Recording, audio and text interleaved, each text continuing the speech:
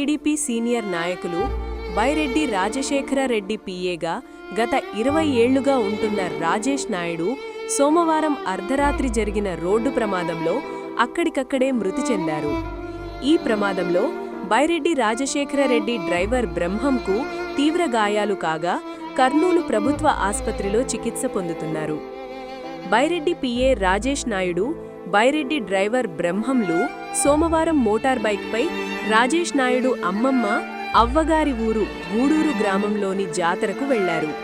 తిరుగు ప్రయాణంలో సోమవారం రాత్రి 11:20 గంటల సమయంలో కె నాగలాపురం గ్రామంలోని స్వీట్ బ్రేకర్ వద్ద మోటార్ బైక్ స్లో చేయడం, అప్పటికే వెనుక లోడ్తో కర్నూలు వైపు వస్తున్న లారీ వేగంగా వచ్చి మోటార్ బైక్ను ఢీకొట్టడం వల్ల ఇద్దరూ క్రింద పడడం, బ్రహ్మం ఒకవైపు క్రింద పడగా రాజేష్ నాయుడు లారీ క్రింద పడడం వల్ల అక్కడికక్కడే మృతి చెందారు.